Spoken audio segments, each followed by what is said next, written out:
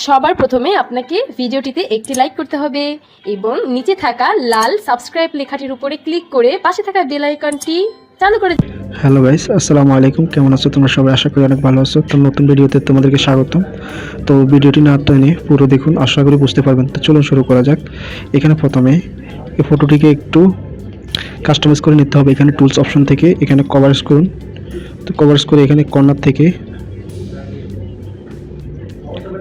এটাকে একটু কমিয়ে এখান থেকেও একটু কমিয়ে দিবেন। দেওয়ার পর এখান থেকে যে ব্রাশ টুলও দেখতে পাচ্ছেন এখানে পার্সেন্ট করে দিবেন।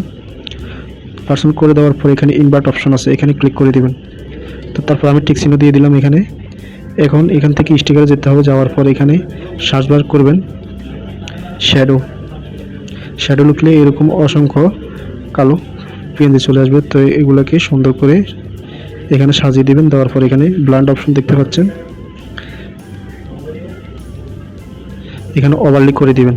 তো আমি ওভারলি করে দেওয়ার পর এখানে স্টিকার দেখতে পাচ্ছেন, এখানে লিখবেন এইচডি। এইচডি লিখলে অনেকগুলো পেন্সিল চলে আসবে। আসার পর আপনারা এখান থেকে যে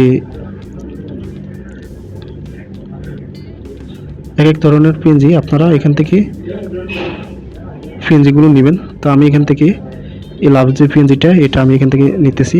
তো এটাকে আমি একটু বড় করে এখানে ব্লান্ড অপশনটি দেখতে পাচ্ছেন,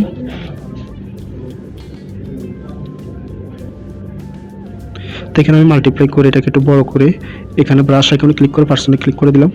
ক্লিক করে দেওয়ার পর এখানে ইনভার্ট অপশন দেখতে পাচ্ছেন, এখানে ইনভার্ট করে দেবেন। তো এখান থেকে ইফেক্ট অপশনে ক্লিক করবেন। ক্লিক করার পর এখানে যে শার্পেন অপশনটি এটাকে ক্লিক করে এখান থেকে ব্রাশ টুলে ক্লিক করে এটাকে ব্রাশ করে দেবেন।